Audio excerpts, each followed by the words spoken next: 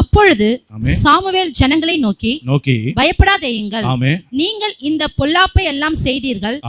ஆகிலும் கர்த்தரை விட்டு பின்வாங்காமல் கர்த்தரை உங்கள் முழு இருதயத்தோடும் சேவியுங்கள். ஆமென். கர்த்தரை விட்டு பின்வாங்காமல் கர்த்தரை உங்கள் முழு இருதயத்தோடும் சேவியுங்கள். என் அருமையான தேவனுடைய பிள்ளைகளே, கர்த்தரை விட்டு பின்வாங்காதே அப்படின்ற தலைப்புல கர்த்தர் நம்மோடு கூட ஏற்கனவே மே மாசத்துல கடைசி வாரத்துல கர்த்தர் ஒரு வார்த்தையை கொடுத்தார். அந்த வார்த்தையின் தொடர்ச்சியாக இன்றைக்கு கர்த்தர் நமக்கு மீண்டுமாக அதே தலைப்பின் கீழாக இன்றைக்கும் கர்த்தர் நமக்கு ஒரு வார்த்தையை கொடுக்கிறார். அருமையான தேவனுடைய பிள்ளைகளை, எந்த சூழ்நிலையிலும் கர்த்தருடைய பிள்ளைகள் அவரை விட்டு பின்வாங்க கூடாது என்பதை கர்த்தர் ஒரு எச்சரிப்பாக நமக்கு கொடுக்கிற ஒரு தேவனாய் இருக்கிறார்.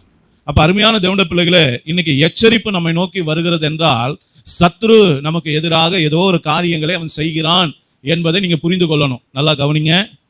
எச்சரிப்பு வரும்போது நாம கவனிக்க தவறுனா சத்ரு இந்த காரியத்தை செய்யறதுக்கு அவன் வலைய பின்னி வைத்திருக்கிறான்னு அர்த்தம், குடிய நோண்டி வச்சிருக்கான்னு அர்த்தம். அதுல நீங்களும் நானும் போய் விடக்கூடாது என்பதற்காக கர்த்தர் முன்பதாகவே நமக்கு எச்சரிக்கை கொடுக்கிறார். அல்லேலூயா. அதனால கர்த்தரை விட்டு பின்வாங்க கூடாது என்பதை கர்த்தர் நமக்கு இன்றைக்கு சொல்லிக் கொடுக்கிறார். அப்படி பின்வாங்கினால் என்ன நடக்கும் அப்படின்னு எபிரேயர் 10ஆம் அதிகாரம் 38ஆம் வசனத்தை வாசிப்போம். முதலாவது எபிரேயர் 10:38.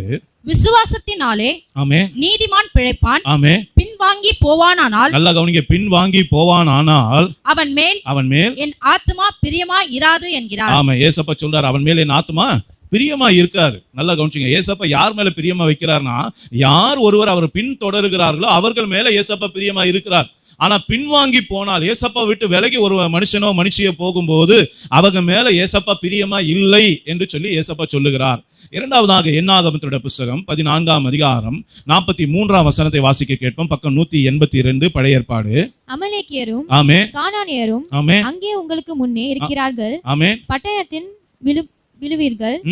நீங்கள் கர்த்தரை விட்டு பின்வாங்கினபடியால், நல்ல கவனிங்க, கர்த்தரை விட்டு பின்வாங்கினபடியால் கர்த்தர் உங்களோட இருக்க மாட்டார் என்றான். நல்ல கவனிச்சீங்களா? கர்த்தரை விட்டு பின்வாங்கினா கர்த்தர் என்ன பண்ண மாட்டாராம்? நம்ம கூட இருக்க மாட்டார். அப்ப கர்த்தரை நீங்க பின்தொடர்ந்தா கர்த்தர் உங்க கூட இருப்பார். நல்லா கவனிச்சீங்க. ஒரு வார்த்தைக்கு ரெண்டு அர்த்தம் எடுத்துக்கலாம். ஒண்ணு, பின்வாங்கி போனா பிரியமா இருக்க மாட்டார். அப்போ பின்வாங்காம இருந்தா, அவரை பின்தொடர்ந்தா அவர் நம்ம மேல பிரியமா இருக்கா. இரண்டாவதாக, அவரை விட்டு நம்ம பின்வாங்கும் போது ஏசப்பா நம்ம கூட ஒரு நாளும் இருக்கிறதே இல்லை.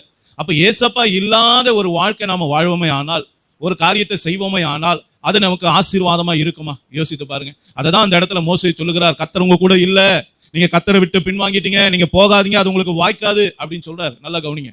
அப்போ கர்த்தரை விட்டு பின்வாங்கும் போது அருமையான தேவனுடைய பிள்ளைகளை, அவர் ஒரு நாள் நம்ம கூட இருக்க மாட்டார்.